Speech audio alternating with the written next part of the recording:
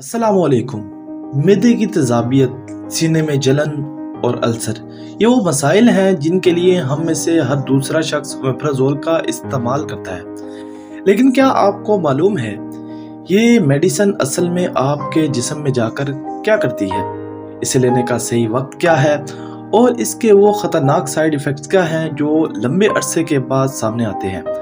आज की वीडियो में हम ओमेप्राज़ोल की मुकम्मल मालूमात डिस्कस करेंगे। ओमेप्राज़ोल मेडिसिन के उस ग्रुप से ताल्लुक रखती है जिसे पीपीआई यानी प्रोटॉन पंप इनहिबिटर कहते हैं। हमारे स्टमक में छोटे छोटे प्रोटॉन पंप्स होते हैं जो एसिड पैदा करते हैं यानी तेजाब पैदा करते हैं। ओमेप्राज़ोल इन पंप्स को जाकर ब्लॉक कर देता है जिससे मैदे में तेजाब कम बनता है। और ये याद रखें कि ये तेजाब को ख़त्म नहीं करती बल्कि इसके बनने की रफ्तार को सुस्त कर देती है। इसे किन किन बीमारियों में इस्तेमाल किया जाता है तो सबसे पहले GERD, जब एसिड खुराक की नाली यानी कि एसोफेगस में वापस आकर जलन पैदा करे। इसके बारे में मैंने अपनी एनाटॉमी और फिजियोलॉजी की वीडियो में मुकम्मल समझाया है, तो सबसे पहले आप जाकर वो वीडियो देखें। इसके बाद पेप्टिक अल्सर, जब मैदे या छोटी आंत यानी स्मॉल इंटेस्टाइन में जख्म हो जाते हैं तो उसे पेप्टिक अल्सर कहते हैं, तो इसके ट्रीटमेंट के लिए भी इसे इस्तेमाल किया जाता है। उसके बाद H. पाइलोरी इन्फेक्शन, ये ऐसा इन्फेक्शन है जो कि एक बैक्टीरिया की वजह से होता है, एक जरासीम की वजह से होता है जो कि स्टमक की वॉल्स की म्यूकोसा लेयर के अंदर जाकर इन्फेक्शन पैदा कर देता है। यहाँ पर भी आपको दोबारा मेरी एनाटॉमी और फिजियोलॉजी वाली वीडियो लाजमी देखनी है। इस इन्फेक्शन के इलाज में भी ये एंटीबायोटिक के साथ ओमेप्राज़ोल इस्तेमाल की जाती है। एक ऐसी हालत में भी इसे इस्तेमाल किया जाता है जिसे ज़ोलिंगर एलिसन सिंड्रोम कहा जाता है। इस कंडीशन में स्टमक बहुत ज़्यादा एसिड पैदा करता है, तो इसमें भी ओमेप्राज़ोल को इस्तेमाल किया जाता है। अब सबसे अहम बात यह है कि इसे लेना कैसे है, तो ये चीज़ ज़हन नशीन कर लें कि इसे एम्प्टी स्टमक यानी खाली पेट हमेशा सुबह नाश्ते से कम 30 मिनट पहले लेना चाहिए।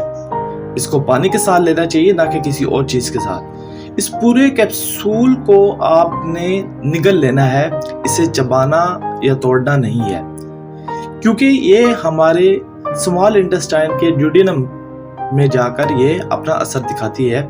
इसके लिए भी मैं अगेन आपको ये कहूँगा कि आप मेरी पहली वीडियो देखें जो कि एनाटॉमी और फिजियोलॉजी पर है। अब अगर हम इसकी डोजेज की बात करें तो आमतौर पर ये 20 mg या 40 mg की शक्ल में आती है, लेकिन इसकी डोज हमेशा डॉक्टर आपकी तकलीफ की शिद्दत और कंडीशन के लिहाज से तय करता है।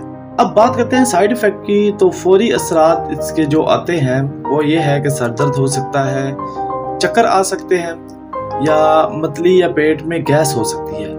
अगर हम इसके लॉन्ग टर्म असरात यानी कि लंबे अरसे में जो इसके असरात आते हैं तो इसमें ये मसाइल पैदा हो सकते हैं कि हड्डियों की कमज़ोरी हो सकती है, क्योंकि कैल्शियम जज़ब ना होने की वजह से हड्डियां कमज़ोर हो सकती हैं। और इसके अलावा विटामिन की कमी, जैसा कि ख़ास तौर पर विटामिन B12 की कमी हो सकती है और मैग्नीशियम की हड्डियों में कमी हो सकती है। इसके अलावा इन्फेक्शन का ख़तरा भी हो सकता है, क्योंकि स्टमक में जब एसिड कम हो जाता है तो जर्म्स या बैक्टीरिया आसानी से हमला कर सकते हैं। कुछ खास सूरत हाल में एहतियात ज़रूरी है, जैसा कि हमला ख्वातीन, प्रेग्नेंट वुमेन डॉक्टर के मशवरे के बगैर इसे ना लें।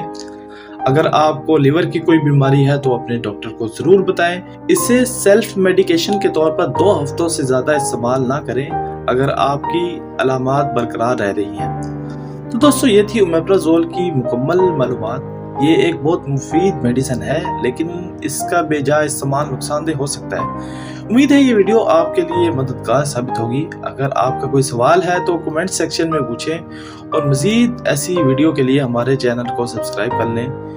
खुदा हाफिज़।